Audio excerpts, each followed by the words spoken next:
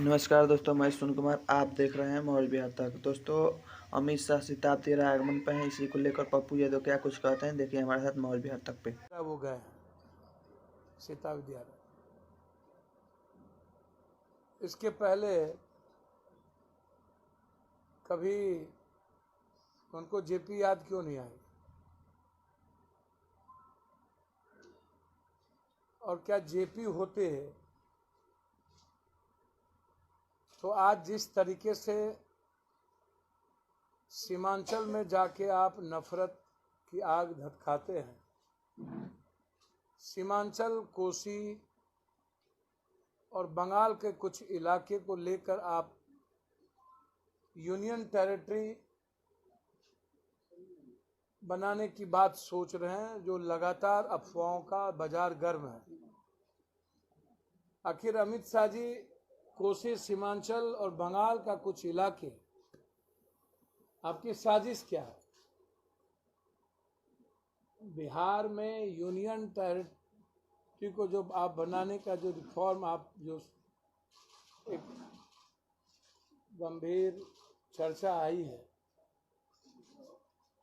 क्या लगता है कि वहाँ कुपूत लोग पैदा हुए हैं, सपूत नहीं है? लाखों हजारों लोग मरने वाले वहां लोग हैं। भूल से भी कल्पना मत कीजिएगा यूनियन टेरिटरी का कोसी, सीमांचल और बंगाल को लेकर के, जो हमेशा सत्ता के, क्योंकि कैसे हम उस इलाके को जहां बीजेपी का वोट नहीं होगा, जहां बीजेपी सत्ता में नहीं आएगी, उस इलाके को कहीं ना कहीं साजिश का हिस्सा बना दे। कभी एनआरसी, कभी सीए, कभी कुछ। तो ये जो मामला है, ये मैं बहुत सारा सवाल, गंभीर सवाल है। जल्दी आप बुला रहे हैं। दूसरा सवाल मेरा ये है, दूसरा सवाल मेरा सबसे महत्वपूर्ण ये है कि बीजेपी लगातार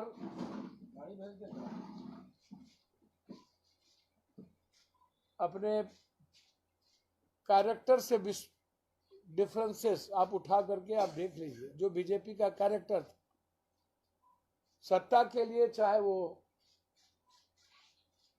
कोई संघी हो, किसी भी तरह का बम विस्फोट करने वाला प्रज्ञा ठाकुर हो, चाहे जिसका भी नाम आया हो, वो हमेशा से इस्तेमाल किए। अब बिहार में जब वो गए हैं तो क्या राजीव प्रताप रूडी जी से पूछेंगे कि कोरोना समय में जो एम्बुलेंस या अन्य घटना, वहां की जनता को जो सुविधा छीनी गई, उस पर जवाब मांगेंगे? क्या वो पूछेंगे? लगातार बीजेपी का मूल कैरेक्टर सामने अब आ रहा है, सिर्फ उन्माद का ही नहीं, सत्ता के लिए एन केन प्रकारन गाली देना लगातार,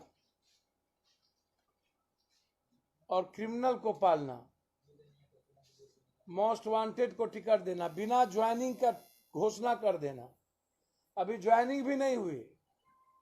हम जानना चाहते हैं, जब ज्वाइनिंग हुई नहीं और उसके पहले आपने, आप जंगल राज किस मुंह से आप कहोगे? आप जो जंगल राज, आप अभी एक लेडीज को, एक्स एमएलए को आपने ज्वाइन कराया सीतामढ़ी के, उसके हस्बैंड राजेश चौधरी, गुड्डी चौधरी, और राजेश चौधरी बिहार का सबसे नोटोरियस क्रिमिनल, 56 के बदले 56 जो आप टिकट देने जा रहे हैं। तो क्या आप बिहार में, आपको टिकट देने के लिए कोई नहीं बचा? सत्ता पे आने के लिए आपको एक तरफ नफरत, डर का आधार था, तो एक तरफ 56 और 47 आपका आधार हो गया। बिहार की सत्ता में लौटने के लिए आपके पास कोई विजन नहीं है, सिवाय नफरत के, डर के और 56-47 के, सीधा जातीय उन्माद के।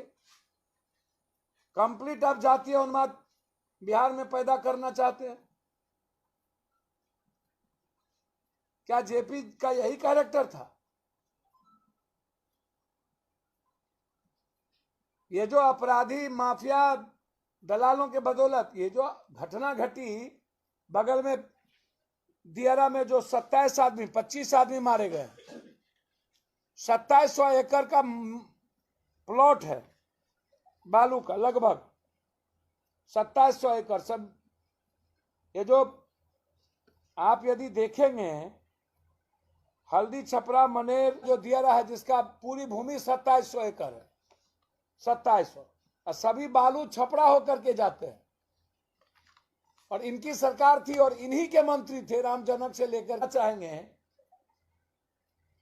कि ये जो सिपाही, जिसमें सभी जाति सम्मिलित है, यादव राजपूत भूमियार सभी अब तो 3-4 गैंग हो गई, जिसके पास जितना बड़ा हथियार उतना बड़ा उसका पट्टा इलाका। 1200-1300 करोड़ बालू, और सही व्यापारी क्यों बिहार से बालू का भाग रहा है जो टैक्स दे रहा था? टोटल सही व्यापारी जा रहे हैं और सरकार की टैक्स। मैं ये बात पूछना चाहूंगा अमित शाह जी से कि कौन कौन लोग इन्वॉल्व है, ये पैसा कहां कहां जाता है? खनन विभाग हमेशा बीजेपी के पास रहा, हमेशा।